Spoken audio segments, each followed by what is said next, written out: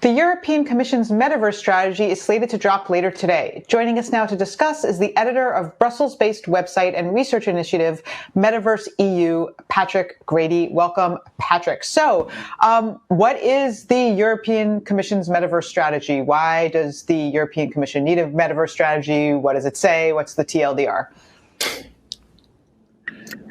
Well, thank you for having me, and it's a great question because we're still trying to figure that out, to be honest with you. I'm not sure at the moment the EU quite knows itself, but that's not really the purpose of these initial communications. At the moment, it's just about creating a conversation. So what we're going to expect from this document when it does come out is some very vague and fluffy language, I think. Okay, that sounds promising. But I guess putting aside the strategy for a moment, what is kind of the EU's approach towards the metaverse in general? Is there anything like specific about it, or is it again just something that the EU is still trying to figure out? Well, what we see, which might be interesting for your audience, is there's a huge divergence of terminology here. I mean, a lot of the rest of the world, you see Japan, Korea, and Finland launching metaverse strategies, as you say, but the European Commission and the EU institutions, they want to diverge a little bit here, and so they're introducing this new terminology, and what you're going to see is really a Web 4.0 strategy. So, I mean, as I said before, we're still trying to work out exactly what that means, but the divergence is probably what's going to be unique about it. 4.0. We're not even into 3.0 yet. So what's this thing about European values? Why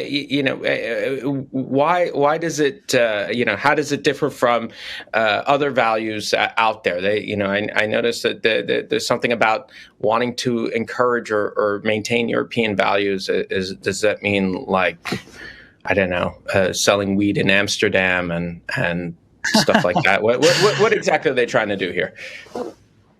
Well, you're going to meet some cynics, I'm sure, who will tell you that this call for European values is a bit of a dog whistle, really, for protectionist politics, and mainly so we don't sort of create an internet here in Europe that's governed really by non-European companies. But on the other hand, I think that's a bit of a cheap slander, really. I mean, European values means that you build things slowly, and if it means that you're not the first person to build a market-dominating headset, well then here in Europe, we're okay with that, as long as we ensure that we do fairly balance the risks and the rewards. You mentioned other jurisdictions creating metaverse strategies of their own. I think like a year and a half ago, Barbados said they were launching an embassy in the metaverse. Do you envision a metaverse with borders, which kind of feels like the antithesis of the metaverse as we speak about it? Yeah, no, this was sort of my big fear, really, with this strategy. I was worried, and a lot of Europeans were worried, that we were going to build a European metaverse that didn't work with other companies or other countries. But, precisely. But what we're actually hearing with this strategy is that the EU will be open to engaging with international experts and companies. So that's actually quite positive. That's something I'm not as worried about. I think, I'm more worried about this confusing terminology at the moment. Well, give some difference, when you say confusing terminology, can you give some examples here? What are you talking about? It's as I said before, I think the word itself, metaverse, is already a bit confusing, and I think there's a hesitation amongst regulators to use a word that one company in particular has also endorsed quite heavily. But truth be told, people in the field, this word has a bit of history, and now governments are starting to endorse it too. So I think it kind of makes sense to stay on the same page here. But this is not happening. You won't see the word metaverse more than once or twice in the text, which is going to sound quite absurd, because that's what it's going to look like to the rest of the world, a metaverse initiative. What are they calling it? They're calling it Web 4. Web 4.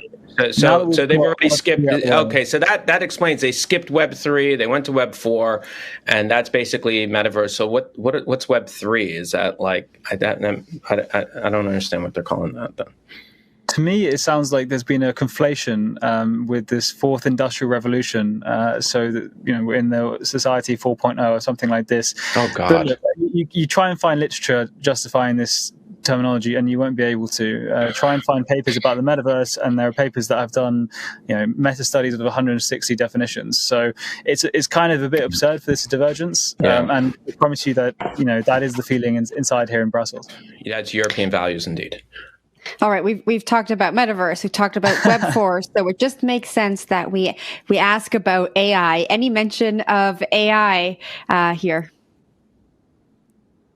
Well, no, but that is quite deliberate because at the moment we're in the key negotiation phase for the European Artificial Intelligence Act. So, yeah, they do not want to sort of have a stance that would contradict what's going on right now. So you're going to have to stay posted. I think by the end of the year, you're going to have a final answer on AI.